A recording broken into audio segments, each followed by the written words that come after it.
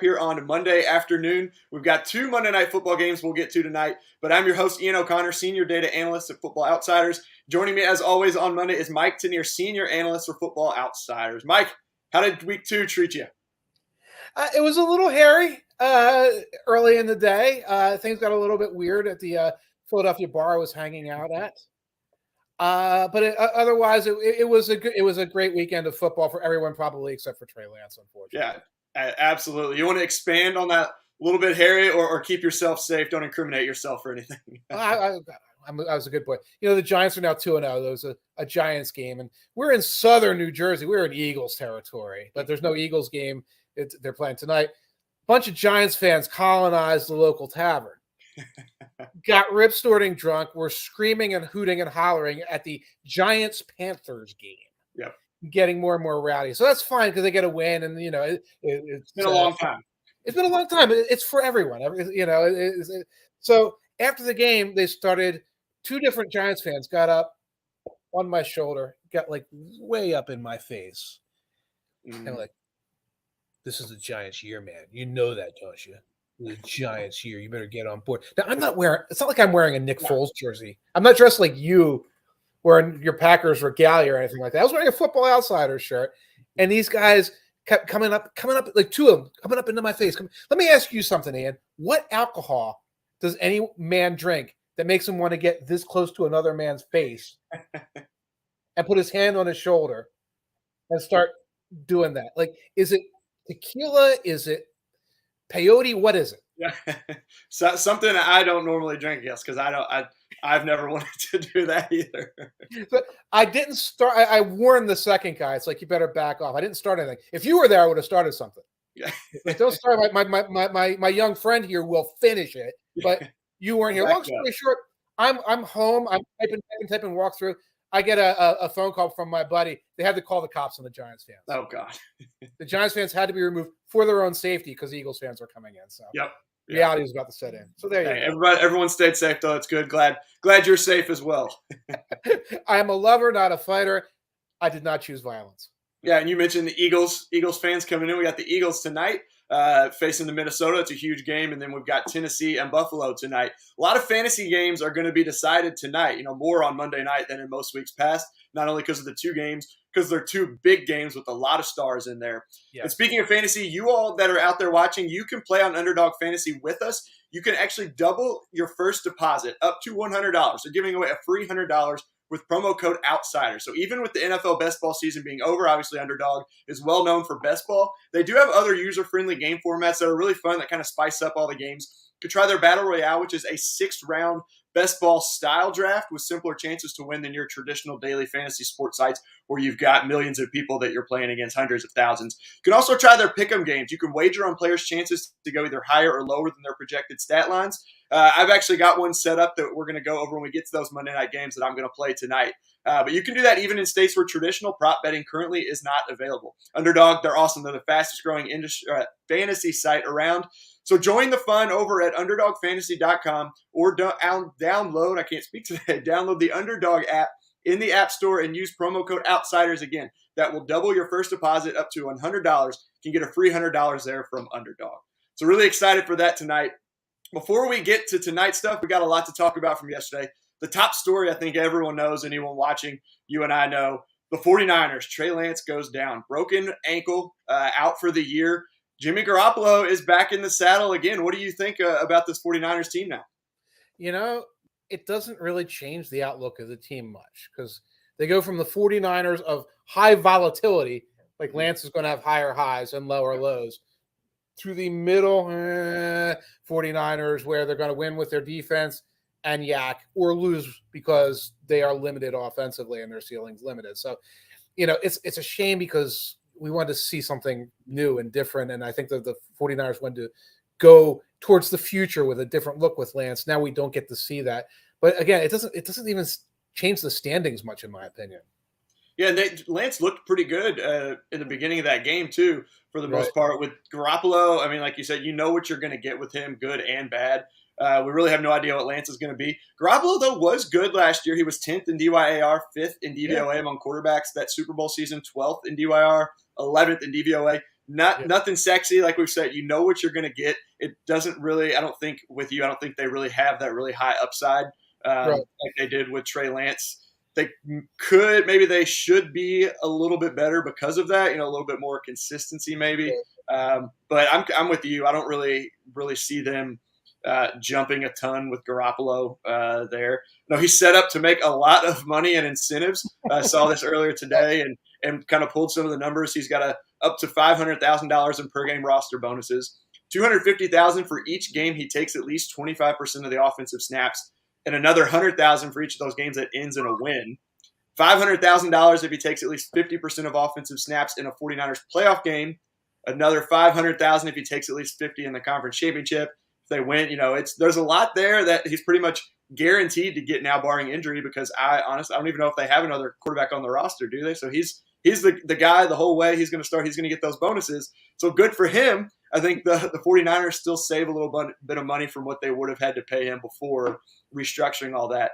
But aside from that, really not a ton of positives in this change. He gets those bonuses. More importantly, he gets free agency next year. There's no way. Yes. 49ers are very unlikely. And if the 49ers do want to continue, they're probably not going to franchise tag him. They would probably make an offer. So if he comes out of this season with 10 wins, and another example of look what I can do as this guy. I mean, the Indianapolis Colts are salivating right now. Like, oh, good. Somebody else's unwanted headache of a quarterback. Let's spend everything we've got for this guy. I'm being a little silly, but there are going to be teams looking for a quarterback, possibly for the bridge with a rookie coming in. Garoppolo could make bank next year as well. Yeah, absolutely. Gives him a chance, just another chance to prove himself. If they make a run, that would do wonders for him. But yeah, we'll see. We'll see there. I guess that's really all I can say is we'll see. Like we've pointed out, not a ton of upside, it doesn't seem, but we've seen him take them on a run to a Super Bowl, to a conference championship last year. So only time will tell there, but it really, again, just an unfortunate break, no pun intended there for Trey Lance and the 49ers. But they'll move on. They're 1-1 now. So not terrible. There are a lot of teams, but there are some teams who are 2-0. The Buccaneers are one of those teams. Do you believe in the Buccaneers after what you saw from them? They came on late, a big defensive effort.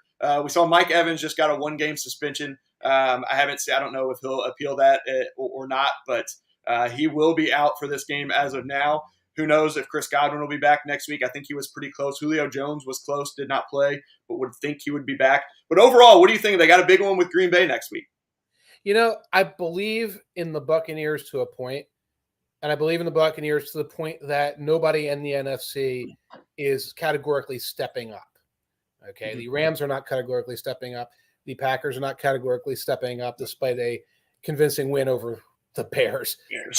The Bears yesterday. And the Buccaneers come in with these multiple avenues to victory. They have a rough game against a tough Saints team. They win with their defense. Okay, in week 1, they're not playing particularly well. They win with a combination of their defense and some ball control and a couple of big plays. So, I already jumped, by the way, on the Packers plus 2.5 next week. I already jumped on that because I think the Packers are going to get that game. Like both teams do not have the receiving core they want right now, but the Packers know they have a problem. And it looks like the Buccaneers' plan is to just keep firing the ball deep and hope Rashad Perryman is there to catch it. But overall, I'm still comfortable with the Buccaneers. I still believe in the Buccaneers. Yeah, I'm the same. I've got a high belief in them in that division, especially. Maybe not in the NFC overall, because you mentioned no one's really run away, but I think some of those teams are gonna step up. It's a long season, but Carolina is not very good. New Orleans can still compete with them. I think even after that rough game yesterday, Atlanta is going to play tough. They're going to give them kind of coming to them later. Maybe this year's Detroit for me. That seems like they're going to play tough and hang in there. But I still like Minnesota and Philadelphia better than I like the Buccaneers. Not saying I don't like the Buccaneers, but just a little bit more. Even the Rams with their struggles, I just think they're too good to I guess sputter a little bit for long. But yeah, I still believe in the Buccaneers. I don't think they should have much trouble winning that division. It's just and they are still NFC favorites. When I was looking at the odds for something else, they're still number 1 to win the NFC. I think was it Green Bay, maybe 2 or 3, I forget who was there, slightly behind them. But I think they've got a good shot. When you got Tom Brady, until he doesn't have it, it's hard to count them out because people have been counting him out for so long. Right. And defensive players like 1 to 11 on the Buccaneers are strong. And we don't always look at the depth and breadth of the defense as part of it. And most of the offensive line, despite the losses at center, still strong for the Buccaneers. So they have a lot of assets there. And like you said, I think 4 guaranteed wins against the Panthers and Falcons and 1 already in the bag against the Saints now. So that's going to catapult you to where you need to be come playoff time. Yeah. Staying in that state in Florida, the Dolphins are 2-0. Now, if you ask me if I believed in them after the third quarter yesterday, I'd say maybe. It was a good Baltimore team. After the fourth quarter, though, I say yes. I mean, I still think they're playing for second in the AFC East, but they're looking like they can make it tough for Buffalo down the stretch. What do you think? That's it. And there are a lot of AFC teams right now who are trying to kind of hide the fact that they're just going station to station to try and score points. The Patriots are just going station to station. The Steelers aren't even going from station to station. They're just going from sack to hopefully a flea flicker works. The Bengals can't get out of their own way. The Chargers don't particularly look pretty good on offense, etc. And now you've got this team that's demonstrated the quarterback just has to be okay. Mm-hmm.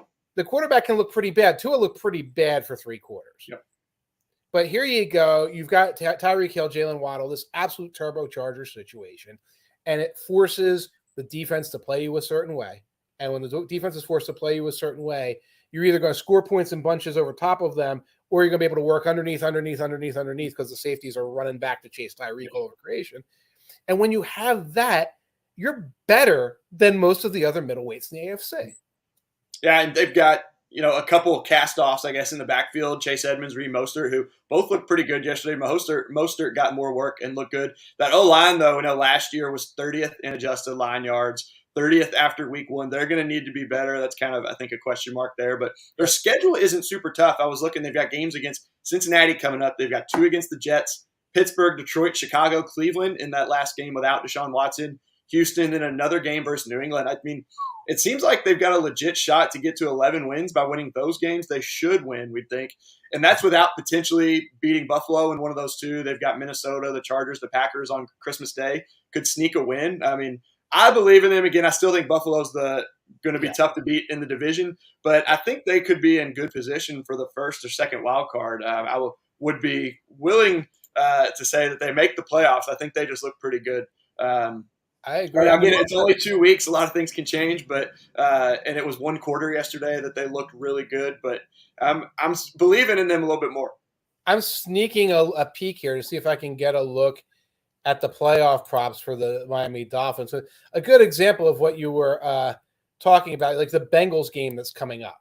Mm-hmm. That looked like a win for the Bengals on the in the schedule comes out. Now it looks like a win for the Dolphins. The Dolphins look like what the Bengals were in December of last year.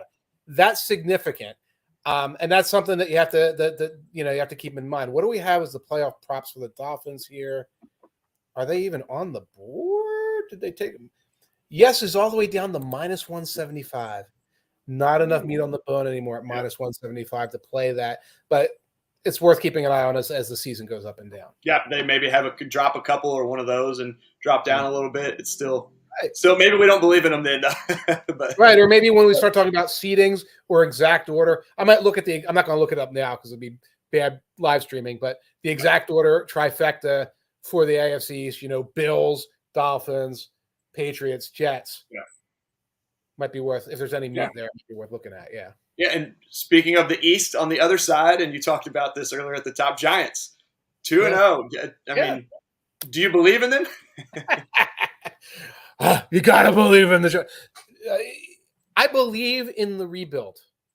Mm-hmm. I believe in the idea that this is catapulting the team in a positive direction. Okay.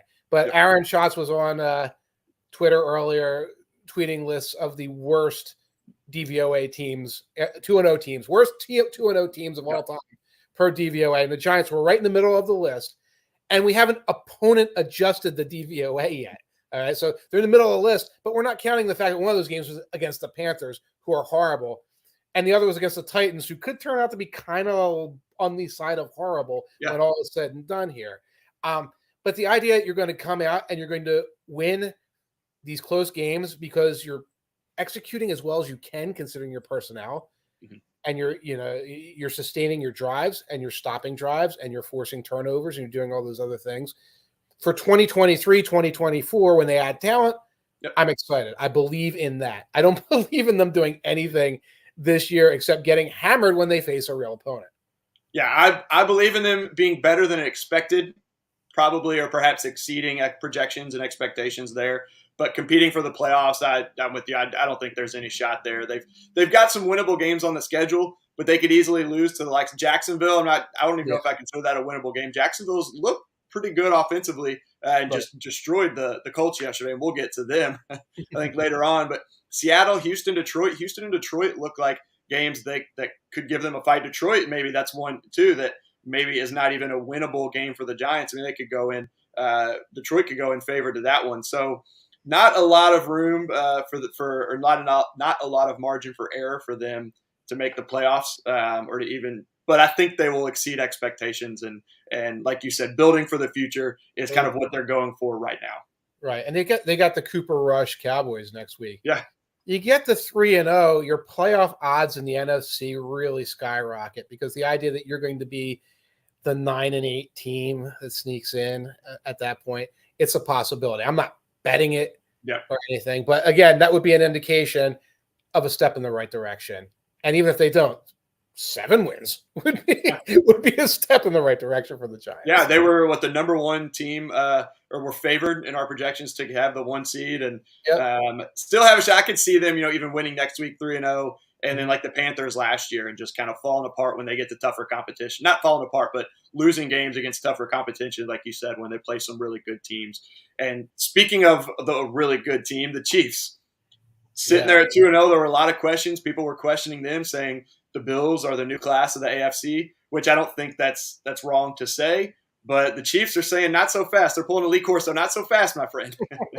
And I 100% believe in the Chiefs. I think you have to at this point, just given their track record, Andy Reid, Patrick Mahomes, Eric Bieniemy. The defense has been a little bit better, I think, than what we expected. They haven't really been great, even against Arizona. They were kind of middle of the pack, but we expected them to be pretty bad. And just as a whole, they've looked pretty good. And I think the Chargers lost that game on Thursday more than Kansas City won it. Multiple turnovers, interceptions. If Asante Samuel could just catch a ball, that game turns out differently. Right. Good player, but dropped a couple he should have had. Chiefs still found a way to win. You just can't count out Mahomes and Reid and them, and they're looking pretty good even in life after Tyreek Hill. Right. I think the one takeaway is I do believe in the Chiefs to a degree. And it's like you said, track record coaching, these things matter. They're going to generate wins based on Andy Reid and some of the veterans they have there by not making the critical mistake or coming back from the critical mistake. And we still have to see Monday night's action. But I think the Chiefs-Chargers game demonstrated where the Bills look like they are to everyone else. So it's like the Chiefs might be first or second among the second tier, but it's a tier, and the Bills are on that top tier. As long as the Bills don't come out and lay an egg tonight, which we saw them do last year. They were a very high variance team. They had a 9-6 loss to the Jaguars last year, and had those big games. But I'm with you. The Bills, I think, just until they're the best team in the AFC, and they're pretty far ahead. They're just very well put together. Now, going to the opposite end of the spectrum, let's look at. There's a handful of winless teams, and the first one we're going to talk about, don't think anyone expected. That's the Bengals. What is your fear factor level, I guess, if you will, on the Bengals? Fear factor for the Bengals is extreme. That they could not only lose the season, waste the season, but damage Joe Burrow and therefore the future and the franchise. Joe Burrow is on pace right now to get sacked 110.5 times. The NFL record, I believe, is 104. It was set by the 1986 Eagles. As my teenage years, I watched Randall Cunningham run a playground offense with no playbook and get sacked 71 times himself. Jaworski another 6,000 times. I forget what it was. Okay.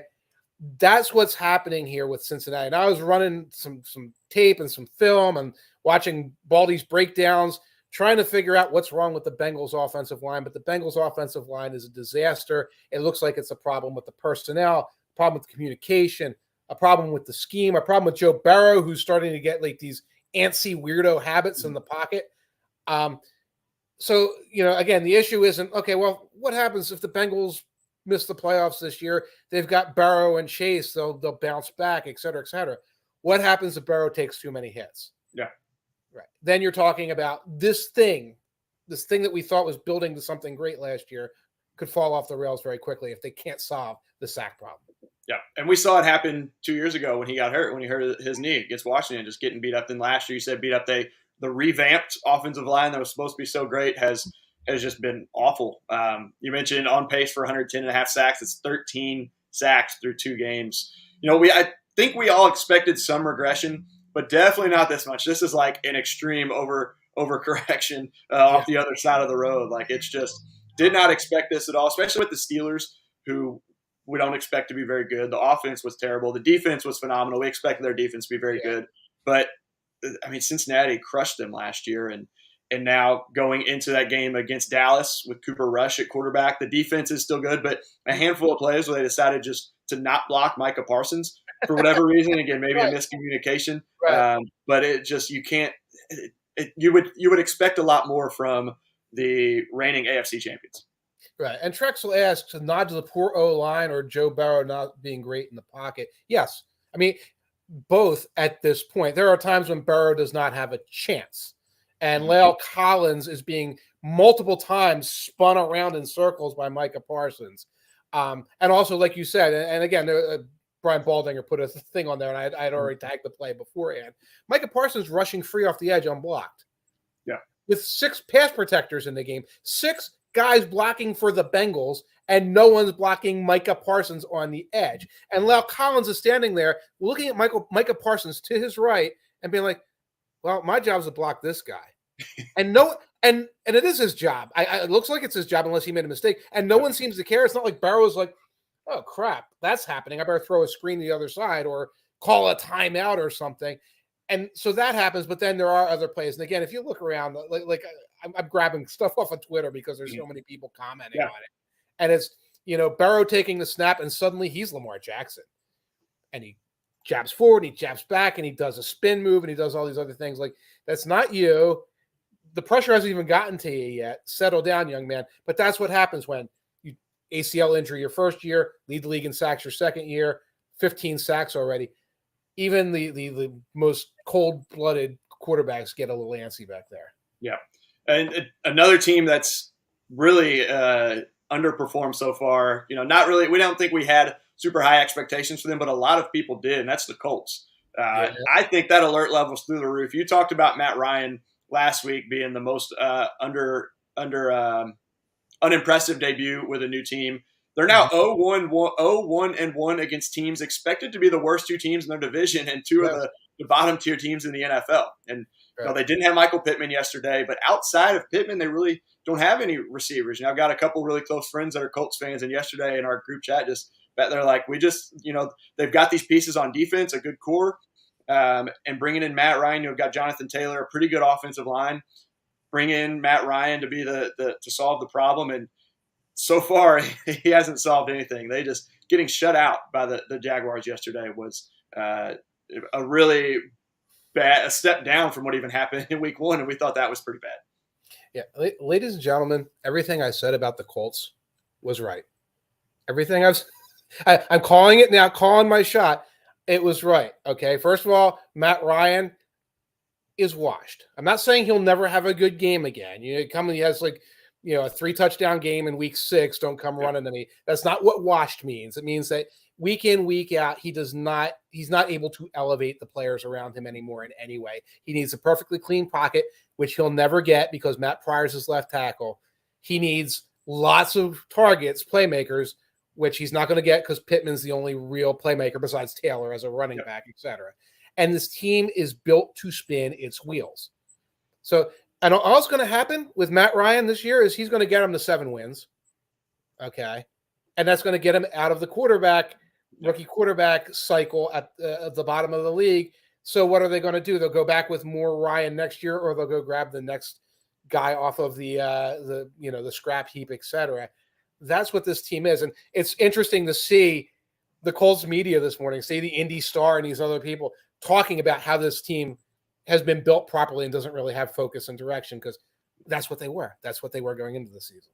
Yeah, and I mentioned the defense. People talk about that defense, but they really weren't projected to be as good this year, and they haven't been. I mean, they were 12th against Houston in DVOA through week 1, but they should have been way better against that Houston team with the pieces they've got. And, we just talked about it. Matt Ryan just needs to be a lot better, and he looks like he maybe doesn't have that capability anymore at this point in his career. Yeah, he doesn't move well at all. And when he's stationary in the pocket, can fire the ball, he can fire the ball in. Yeah. But when that pocket's collapsing, you're going to see sacks, near sacks. When he has to move off of his point, it's not particularly phenomenal.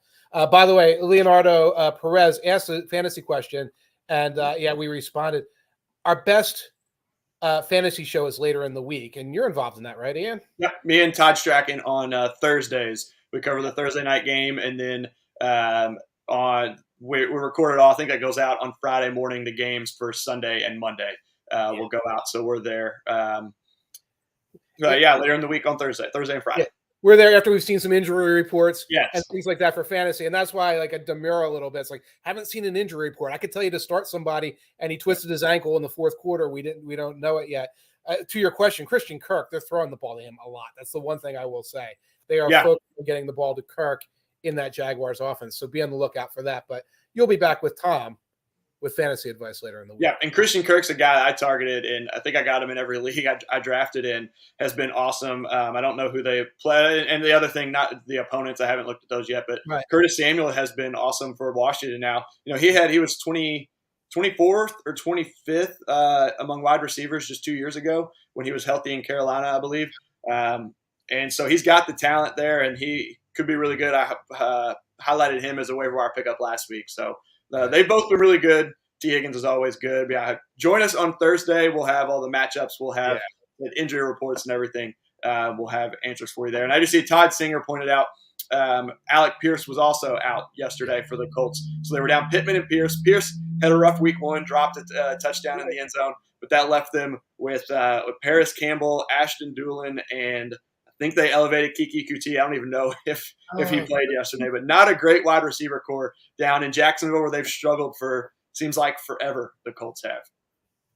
Jerome Pathon is back out of retirement. Pierre Garçon, I think I saw him warming up a little bit too. Yeah, he got a couple targets, I think. yeah. Bucky Brooks. We'll move on from the Colts slander and another team that's 0-2. This one was a tough one yesterday. It looked like they were cruising to a 1-1 start, the Raiders. Yeah. How do you feel about the Raiders out there in Las Vegas? I think this is who they are. I think in the offseason, we looked at the above the marquee talent additions, Devontae Adams and Chandler Jones. And even writing Football Outsiders Almanac, I overreact a little bit to that. And they're like, well, I mean, that's going to be a focal point of your offense. And, you've got Waller. And you got Renfro, and of course you got Max Crosby, and they have a good left tackle. And there's all these pieces that you can put in and say these are your building blocks, and that's what it is, building blocks. Now it was kind of a freak loss yesterday, but you're going to get freak losses when your team is incomplete, when you don't necessarily have the talent you need across your defense, and you don't have the talent you need across your offensive line. So, somebody asked me on a radio show, well, who are you more panicked about, the Bengals or the Raiders? The Raiders are a rebuilding team with a first-year coach. Yes, it's Josh McDaniels, and yes, they've got these veterans on their rebuilding team, but they can sell this as, we're rebuilding the culture, et cetera, et cetera. Yeah. Bengals are the defending AFC champions. They're the teams that have to be panicking. The Raiders are just, if it doesn't work out this year, we've got the pieces in place, we can make a run. Yeah, and to your point, the offense, the offensive line, maybe, questionable question marks, but I think they still have the potential on offense. Yeah. The defense isn't great. They played well most of the game. They fell apart late, obviously, with Kyler Murray running around. I saw a friend of mine send a tweet that said someone told him that Kyler Murray scrambles around like a toddler that stole your iPhone. And it's just running all over the place. Like, I can't unsee it. It is. It's like he runs all over, just kind of like scrambling and avoiding people. And, but he made it work. And the Raiders, they just could not stop him on those scrambles and those runs. I don't think they can keep up with Kansas City and the Chargers for the division, especially after this start. They should still be able to compete for a wild card spot, but that when you bring in Devontae Adams, you're not just going for a wild card. You're competing for a division. You're already in a tough division. So like you said, the fear factor isn't super high on them as far as overall, and I think they still can compete for a wild card. The Bengals can too. The Bengals can compete for that division, obviously, as well. But the Raiders, the wild card when you bring in the guys they brought in is not your goal. Right, and that's it. And there's so much football left in the AFC, but I want to see some separation early. That's what you see with Tua and the Dolphins and Tyreek. Mm-hmm. There's separation, and there's a difference from the past. I don't see separation from the Raiders. Heaven knows I don't see it from the Broncos now. And you're seeing separation in the wrong direction from the Bengals. Yeah, and we'll move on. Two teams probably don't have a ton to talk about on them, but kind of expected to be 0-2. We'll start with the Panthers. They couldn't stop Jacoby Brissett and the Browns in week 1. A little better against the Giants, but it was the Giants. That's not going to be good enough. I think Baker has to be better. Completed only 48% of his passes yesterday, but I don't think there's much room for improvement for the Panthers. It's 3 or 4 splash plays a game total for the Panthers, and nothing else makes sense. Yep. They have this ability, and again, because you got guys like DJ Moore, Anderson's obviously a good deep threat, C-Mac. So you're going to get it's like isolated splash play, isolated splash play, isolated splash play, and hopefully that's enough for a win. Well, it hasn't been enough for a win against 2 bad opponents. So we're kind of still on the Matt Rule watch, because what you're seeing is a team that doesn't look ready. Mm-hmm. And of course, why don't they look ready? Because they grabbed the quarterback on July 6th and didn't give him starters reps. Yeah. Duh. That's why they're not ready. So that's what's happening there. Yeah. Trade for Baker Mayfield and then say, oh, it's a competition. They're gonna compete, when everyone in the world knew it was going to be Baker Mayfield because Sam Darnold just isn't good. Right. And they have Ike Ekwonu as their left tackle, and they made him compete his way up the depth chart in this corny thing. And he's struggling still. Every starter's rep would have helped. He jumped off sides on 4th and 1, like all these little things here. Prepare the guys you need to play, especially when you're a third-year coach who has to show development. You don't have the Brian Daboll, hey, whatever happens this year. Yeah. You don't have that because you're the one on the hot seat. Yeah, given a lot of money to come in there. Now, another team that should be 1-1 probably, or you could say should be 1-1, could be 2-0. Big comeback yesterday, fell late. I called them this year's Detroit Lions, the Falcons. I think it looks like they're going to play tough. Mariota's been able to make some plays. Drake London, in his return to Southern California yesterday, was awesome. Was huge for me. I actually started him with the worries of Gabe Davis being out today, put him in, and that paid off pretty well. So they've looked, they've played tough, again, just like Detroit last year, but I don't think they've got enough to compete. Not this year.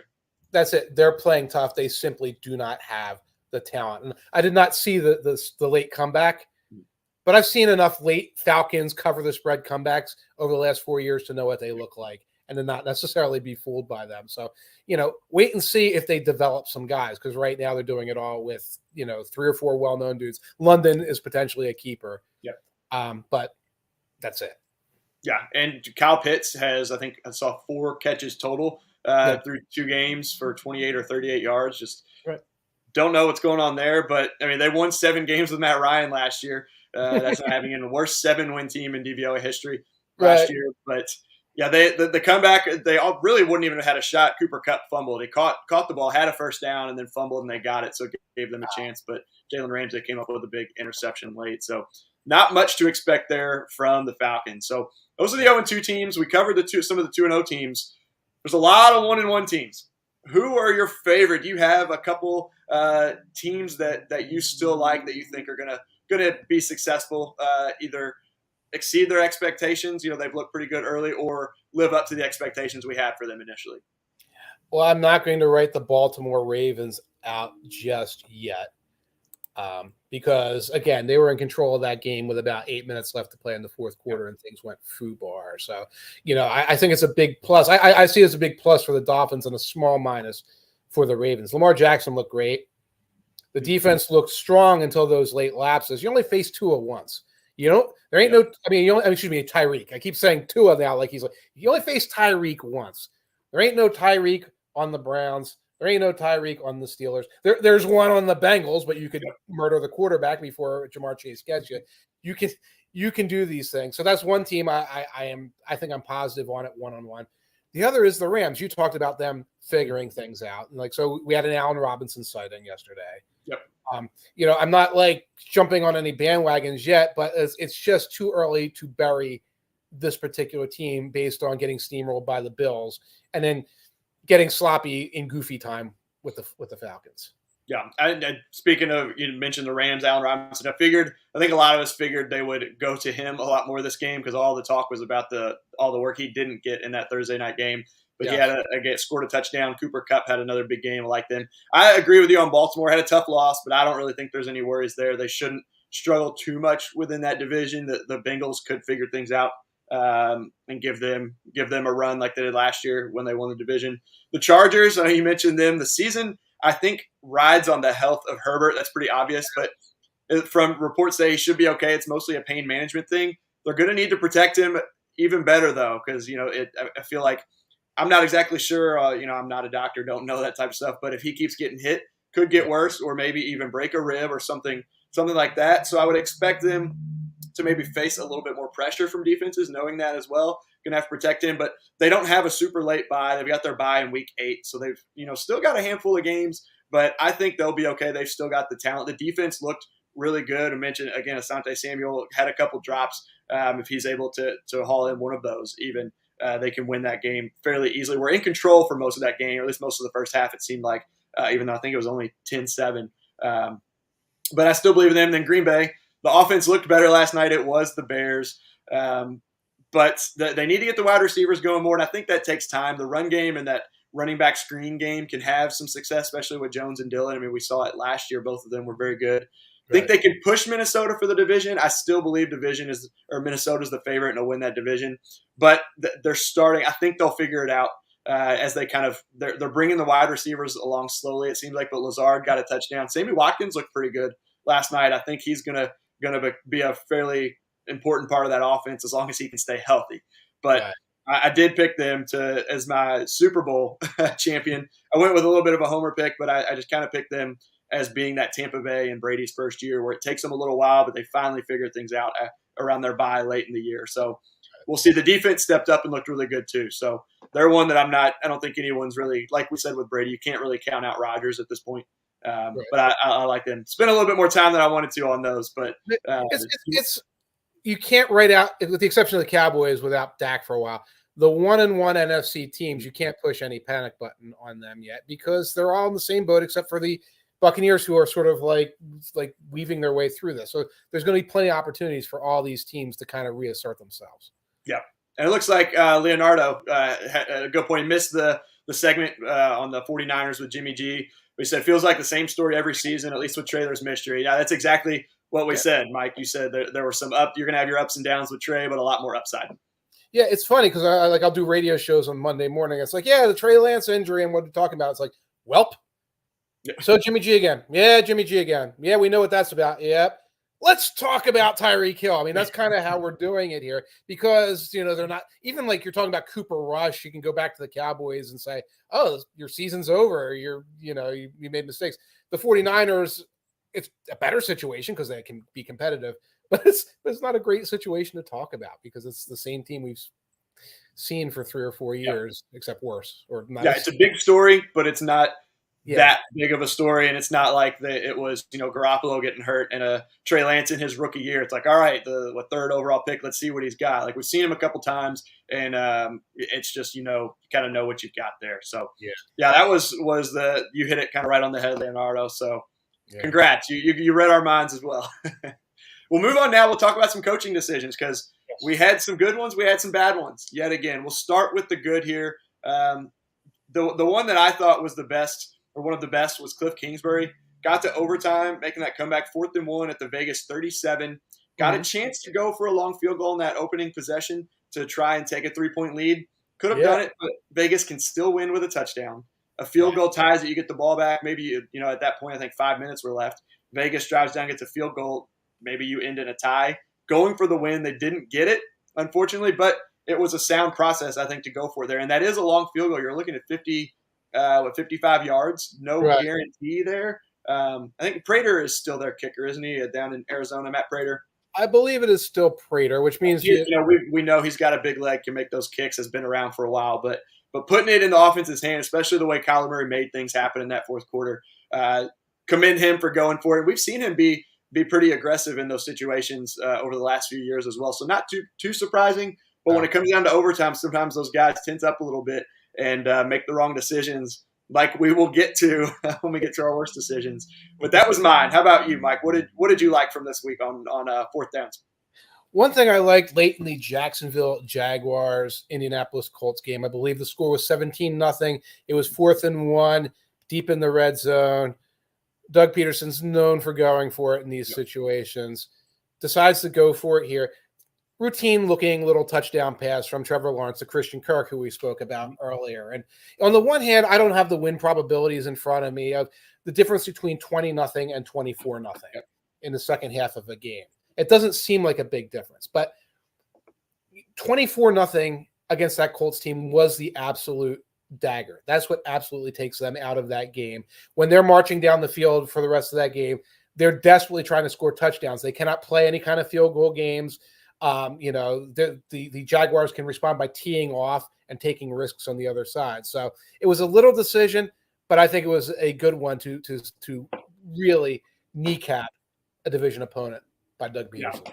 Yeah, and there was a good little play too with Lawrence rolling out, and Kirk was kind of there, and the defender, you could tell there was one right on Lawrence, and there was another one there that went after Lawrence. Yeah. Should have kind of stayed back with Kirk, but I guess he didn't see him there or thought someone was behind him. But Lawrence went just far enough where it looked like he was going to run and through that. But to your point, just the decision to go for it was a really good one that a lot of times you see a coach, we're up 17, let's kick a field goal, 20, at this point. It's still, at that point, though, it goes from a 3-score game to a 3-score game. So there's really no benefit in taking it there. And we saw Detroit went for it on a 4th and goal at the 2 or the 3 yard line. They didn't get it, but they got a safety on the very next play on Carson Wentz. Like, that's what, if you don't get it, you're in a super advantageous position defensively. Yeah, you should always do that against the Commanders, because here in Philly, we call that the safety zone. We don't call it the deep zone or whatever. It's the safety zone when Carson Wentz has the ball somewhere inside his own 5-yard line. Or a pick six, as we saw last year. Or the pick six zone or the fumble zone. It's the Carson zone. Yeah, it's very good for defenses when you have Carson Wentz backed up like that. So that was a good one. We'll go on to the worst coaching decisions. One we'll quickly cover. It was a long time ago, Thursday. Brandon Staley had a 4th and 2 around midfield, Kansas City 48, a minute left in the second quarter, up 3. Chooses to punt. I get not wanting to give Mahomes the ball at midfield, only a minute left.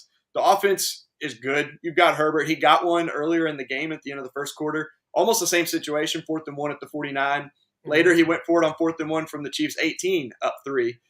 Could have been situational, again, saying not wanting to give them the ball back and give them, a minute. We've seen what Mahomes can do in much less than a minute. Right. But KC had 3 punts and a touchdown to that point. You still like to see him go for that, be aggressive, especially the way he was last year. So a little disappointed that he didn't go for it, that one. And then I know there was another one a lot of people have been talking about. I'll let you take this one because we hammered this guy on shows. I guess you and I didn't because it was the Monday night game last week. But Vince and I talked about this on Wednesday on our coach ranking show. So I'll let you take it away. Nathaniel Hackett. Now, we haven't finished baking the situational DVOA. It might be up if I go looking at it right now. But the Broncos' goal to go DVOA has to be negative 66 trillion% right now because they get around the 10-yard line and it's tomfoolery. And that's fine. I think they'll figure that out. But yesterday, twice, Brandon McManus was sent out to kick sub-20-yard field goals at the ends of drives. And the Broncos fans were booing. Russell Wilson has been booed more in the last 2 games at home and on the road than I think any Eagles quarterback has been booed in the last 35 years. Like it's been amazing. Now, of course, they weren't booing Wilson. They're booing the decision, et cetera. They're booing his team. But the Texans stayed in the game because the Broncos, getting the ball, driving down the field, settled for a total of 6 points on 2 drives down there. Now, I don't know what the play calling situation is in Denver. I mean, I'm looking at these plays and it's like, it looks more like an execution issue, but whatever it is, Nathaniel Hackett has to figure this situation out in Denver. Yeah. And Monday they had 2 fumbles on the 1-yard line for the first time in 30-something years. I think they said it hadn't happened in that long. They had a delay a game on that field goal too. One of the 4th and goal at the 1. They had a delay a game 4th and 2 at the Houston 36. Like to the point where the crowd was counting down the play clock for them. I guess part helpful or to be beneficial and partly just mocking them because Right. I guess they don't know where the clocks are. And, we talked about last week, you would think Nathaniel Hackett, yes, he's a first-year head coach, but he's been in the NFL. You would think he would learn from this, and we thought he would. He came out, he owned the mistake on Tuesday morning last week. But it doesn't look like he learned from it. Like, is this going to be an every week occurrence? I feel like maybe he needs to call up old buddy Matt LaFleur in Green Bay that he worked with last couple of years and get some advice because LaFleur seems to be very good in those situations along with guys like Andy Reid, Brandon Staley. We meant, he had a decision we disagreed with, but overall was really good and has been good. So I don't know. If it's been 2 weeks now, we'll have to see if this happens again in the third week. I don't know if he's ever going to learn at that point. I don't know how much learning you can do when, Monday night and then Tuesday you own up for it. And then you're preparing for the game on the next Sunday. And you're in that really heavy duty process while traveling, everything else like that. Some of these things I think involve like the high leverage decision making and getting the plays out there and stuff like that. That's going to take time for them to get right because it's not something you fix on the fly. It's something you might have been able to fix in the preseason if you knew there was a problem, but you're one of the Sean McVay guys. You don't play your starters at all. You just goof off in the preseason, and now you're 1-1, and like everyone's questioning everything you're doing. Yeah, and we'll see. I guess that's kind of my thing. A loss for words there, but he'll need to be a lot better moving forward. That offense is going to have to be a lot better moving forward because they just do not look good at all. Yeah. But before we move on to the Monday Night Football game, just want to remind you about our premium subscription, FO+. You can get it at footballoutsiders.com/subscribe. Gives you access to some really good premium articles. You get fantasy rankings, our NFL betting picks, both against the spread and straight up. Just a lot available there. Some really good content available for just $4.99 a month for an annual subscription. So very affordable and a lot of very good information. Definitely worth the investment. A lot more content in there than what you pay for there. So again, that's FO+, available at footballoutsiders.com/subscribe. Now we'll move on to our Monday double feature. I don't really call it a double header because one game kicks off about an hour and 15 minutes after. So we'll call it a double feature, starting with Tennessee +10 at Buffalo. Total on this is 47.5.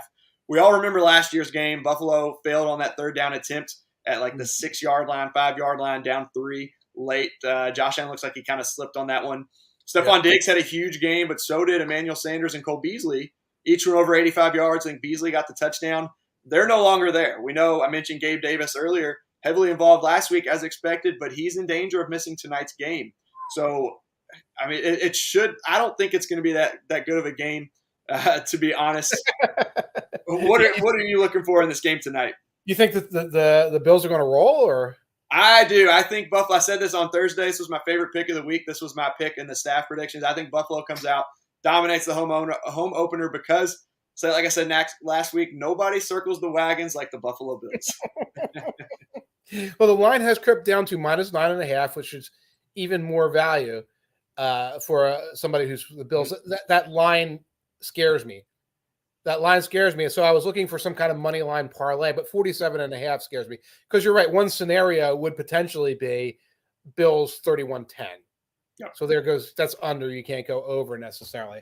Another one is they're a little bit, the loss of Davis makes a tighter game, closer game. It goes longer. So I'm leaning Bills, but I would like to see the Davis injury report, yay or nay, and see where that line is there. Because if he's unavailable, the backdoor cover, tight game possibility is there, and then I might lean Titans. Yeah, and looking at the Tennessee side, the Rams averaged less than 3 yards per carry against Buffalo last week. Yeah. Derrick Henry totaled 89 scoreless yards against the Giants last week, but he ran for 143 and 3 touchdowns against Buffalo last year. I don't think that happens again this year. I think you said you could see it being like a 31-10. That's actually my prediction. I said 31-13, something like that. I think Buffalo, I like their total points. It's sitting at 28.5. I like that to go over, but I also like them to hold the Titans to where the under hits. So 31-13 to where Buffalo hits their team total up to 28.5. And the game stays under 47.5. That total's dropped, though, from 49 late last week when we did our show. I did it with Tom to 47.5. So it's come down 1.5 since then. But I still like Buffalo to go over the 28.5, cover pretty easily, and it to stay under overall. Well, here's something I'm looking at right now. If you're feeling under, I'm feeling under. Under, I think, insulates us from injuries, etc. You can get the Bills money line. So forget the spread, money line, and under in a parlay at plus 140. Ooh. So that's not bad. So if this turns out to just be, 22-13 because the Titans slow the game down and it's a mucky type of game, you're insulated against all those scenarios. It might be something I play.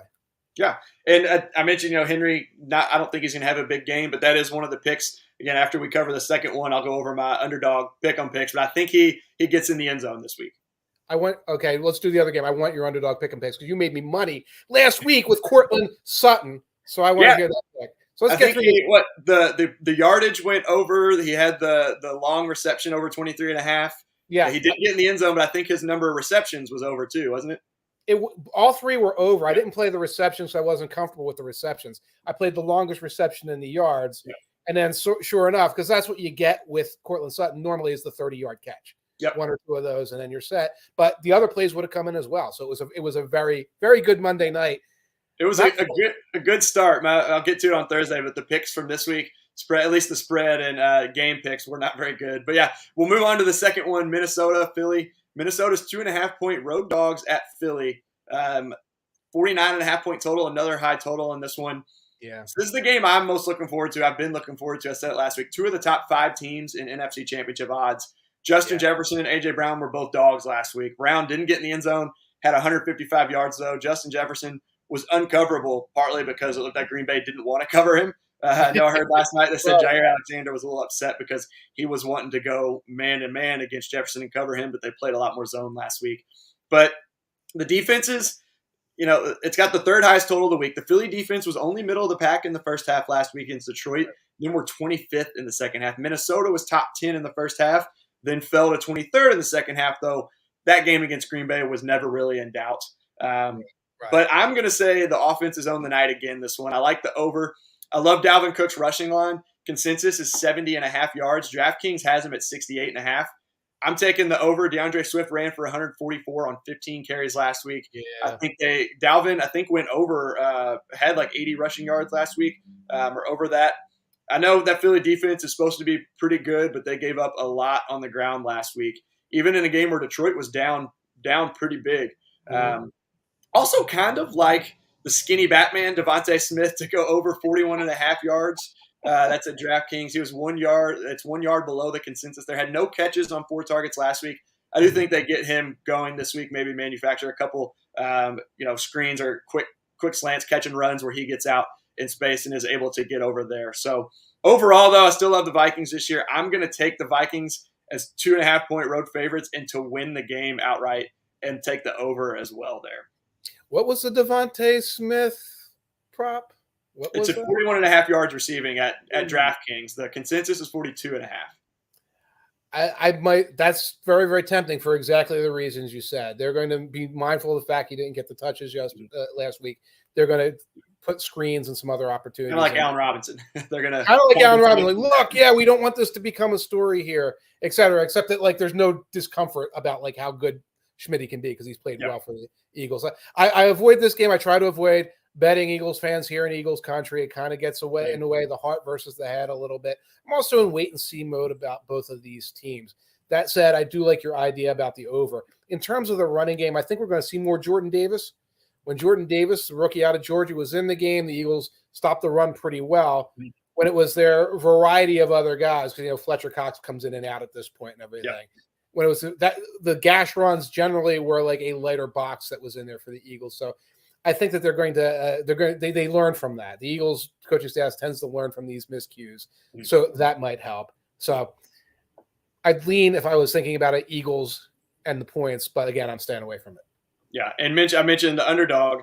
Looks like they actually have taken off the Devontae Smith as a pick now to go higher or lower. So that one comes off, but the ones that I'm going to go with, Derrick Henry, I think he's at 0.5 rushing plus receiving touchdowns. I'm going to go higher. I think he gets in the end zone. Stephon Diggs, I think, catches another touchdown. He's at 0.5 receiving touchdowns. Dalvin Cook, 0.5 rushing receiving touchdowns. I think he gets in the end zone as well. I mentioned his rushing yardage as well, so I'll add that one on there. He's on underdog. He's at 74.5 rushing yards, so we'll take that one as well. And then Jalen Hurts, 292.5 total yards. Oh, I like that one as well. So again, we're expecting points, so some touchdowns there and some Jalen Hurts getting not even over 300 yards total what they've got it at. So I like that as well. You know what happens whenever you play the Derrick Henry rushing and receiving touchdowns prop, right? What's that? He throws a touchdown pass. Oh God, you're right. Option plays. So that's what you have to be worried about. So you do that, but keep in mind that you're begging for the handoff and then over the top. Yeah. So hopefully not. We'll see, but I'll play that one and see how we go. The other one I was kind of thinking about, Josh Allen. His rushing prop's always fun because they run the ball with him, but he's set at 40.5 rushing yards. I lean under on that one, but it's hard. I feel like some games they don't want him to run as much, and this is a game where I think they're not going to need him to run the ball, and don't really want. Like I said, I think they're just going to blow him out, and I think they're going to let him throw it and use the running backs a little bit more in the run game. But I don't know if I want to add that one in there or not. So we'll see. I'll have to think about that one a little bit longer. Yeah, let's table that one. Yeah, table that one. And they took Devontae Smith off the board. Yeah, they took his receiving. It's not an option for his receiving yardage anymore. So I don't know if that one's going to come back on here or not. But that's a little. Should have gotten it in before we jumped on here, and then just told you all the picks that we had. But well. So yeah, two exciting early. One game I'm really excited for. The other one not expecting a great game. But again, Tennessee Buffalo played close last year, so we'll see. But we get 2 Monday night games, so we're all winners. And you get the staggered schedule. So if the Bills are winning 31-0, the other game kicks off.